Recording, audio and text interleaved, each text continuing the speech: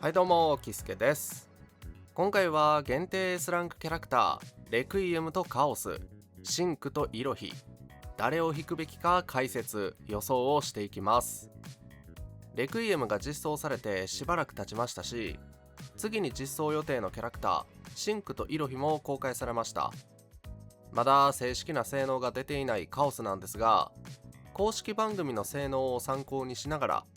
シンクとイロヒの性能も予想しながら、誰を引くべきか予想していきます。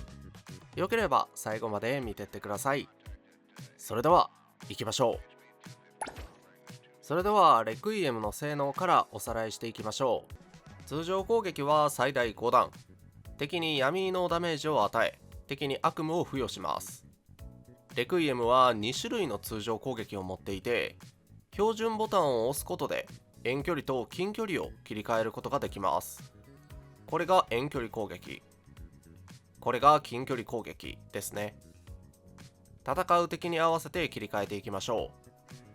そしてレクイエムは通常攻撃を長押しすることで標準状態に入るんですけど、この状態で敵に攻撃すると、なんと敵の戦闘スキルを習得することができます。これ面白いですよね。習得したスキルはバイレールスキルで発動できて、スキル画面で忘れさせるか新たに上書きするまで残り続けます。ちなみに習得したスキルは育成画面からいつでも切り替え可能です。お次はバイレールスキル。敵のスキルを習得していない状態で発動すると、範囲内の敵に闇異能ダメージを与え、悪夢を付与します。さらにバイレールスキルを発動した後に通常攻撃を発動すると、通常攻撃の5段目が発動します。そして敵のスキルを習得してからバイレールスキルを発動すると、習得したスキルを発動します。しっかりと敵の姿に変わって攻撃してますよね。さらに敵のスキルを習得した状態でバイレールスキルを発動すると、レクイエムの攻撃力プラス習得した敵の攻撃力の一定パーセント分増加します。習得してからバイレールスキルを発動した方が火力が高いということですよね。じゃあ敵のスキルを使った方がお得じゃんと思うかもしれませんが、この敵のスキルをバイレールスキルで発動すると悪夢を付与できません。なので臨機応変に使い分ける必要があります。お次は EX レール集結。レクイエムの EX レール集結は通常攻撃同様2種類あって、まず通常攻撃が近距離の状態で集結を使うと、トラックを召喚し敵に闇異能ダメージを与え、悪夢を最大5層付与します。通常攻撃が遠距離の状態で集結を使うと、車を解体し敵に闇異能ダメージを与え、悪夢を最大5層付与します。ちなみにダメージはほぼ変わりません。遠距離で使う集結の方が1桁パーセントほど高いんですが、まあ誤差みたいなもんですね。続いてカオスの性能解説。カオスは総異能キャラクターで、小判は10号体、霧を召喚しその形を自在に変える力を持っています。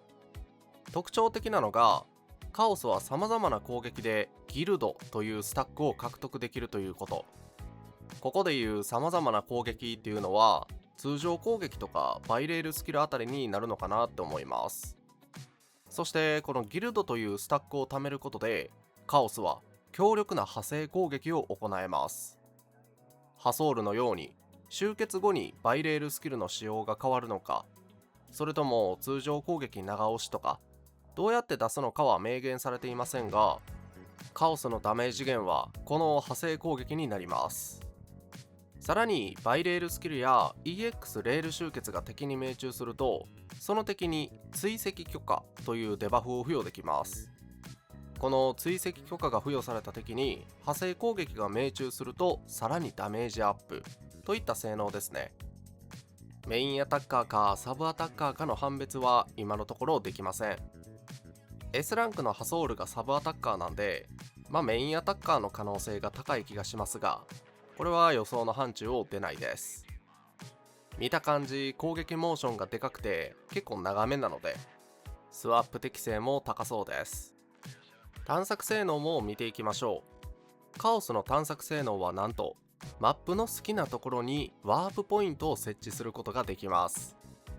最近のアップデートで魔女の家とか肉球銀行とかにファストトラベルできるようにはなったんですけど、まだまだファストトラベルしたいところがありますよね。ナクペイダの池とかね。個人的にはシティスタミナを消費するために行く釣り堀とかメイドカフェとか、その辺にワープポイントを設置できればめちゃくちゃ助かる気がしますね。設置できるワープポイントの数とかは分かりませんが、一つでも十分すぎる性能ですよ。続いてバージョン 1.2 で追加されそうなシンクの性能予想から。現状判明しているのは S ランクキャラクターというのと光異能だということ。現状 NTE に実装されている光異能キャラクターは主人公、ちーちゃん、ほとり、エドガーの4体で、メインアタッカー1体、サブアタッカー2体、サポーター1体とバランスよく実装されてます。なのでシンクがどんな役割のキャラクターで実装されるのかというのがちょっと判断が難しいんですけど、シンクが出ているトレーラー映像とかを見ていると、すごい俊敏に動いて敵を蹴散らし、体術メインのキャラクターであるということがわかります。さすがにこの動きでサポーターはないだろうっていうのと、サブアタッカーのほとりが実装したばかりであえて被せてこないだろうというメタ的な予想にはなりますけど、順当にメインアタッカーで実装されるんじゃないかなと予想してます。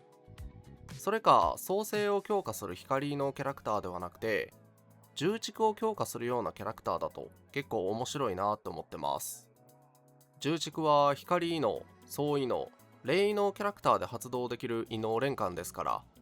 次に実装するカオスともシナジーが出てくると思うんですよね。何にせよ僕の予想はメインアタッカーです。続いてイロヒの性能予想。現状判明しているのは S ランクキャラクターというのと霊異能だということ。現状 NTE に実装されている霊異能キャラクターはナナリ、ジョエン、ミントの3体で、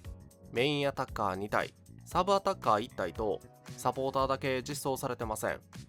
安直な予想をすると、まだ実装されていないサポーターで実装されるんじゃないかなと予想してます。イロヒのビジュアルを見てもらったらわかるんですけど、僕にはね、白衣を着てるように見えますし、羽織ってる白衣や首からぶら下げているタグに赤十字みたいなマークも見られるんで、エドガーみたいなヒーラーとして実装するかもしれないですね。で、問題はどんな性能なのかということなんですが、順当に創生を強化する性能でナナリとかホトリと相性がいいのか、それか同じバージョンで実装されるシンクと相性がいいのか、これがちょっと興味深いところです。個人的に期待してるのは同陣営バフなんですよね。もしシンクとイロヒが立て続けに実装されるなら、アノマリー管理局収容2課のメンバーが揃うんですよ。ミント、シンク、イロヒですよね。なのでバイザンのような同陣営で組み合わせると面白い効果が発動するみたいなのがあると個人的には嬉しいかな。正直創生パーティーをこれ以上強くしてどないすんねんって感じやし、重蓄とか同陣営方向で性能を伸ばしてくれると嬉しいなって思います。ここからは引くべき優先度を予想していくんですが、先ほどまで紹介していた性能予想が全て当たっていたらとしたらの優先度になります。カオスがメインアタッカーもしくはサブアタッカー、シンクがメインアタッカー、イロヒがサポーターというのを踏まえて紹介します。話半分で聞いていただけると幸いです。さらに言うとレクイエムは一突も優先度に組み込んでいこうかなと思ってます。一突すれば別キャラ並みに強くなるんで、その辺も参考にしてください。ではこちら、一番優先度が高いのは一突レクイエム、時点で無突レクイエム、時点でイロヒ、時点でシンクとカオスが同じぐらいですかね。まず最優先のレクイエムに関してなんですけど、無突でも引いた方がいいと思います。 NTE では珍しい闇異能のメインアタッカーで、かつナナリと同等かそれ以上の DPS を誇ります。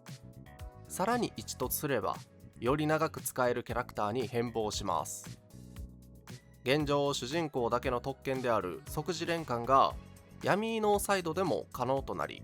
簡単に異能連関を発動できます。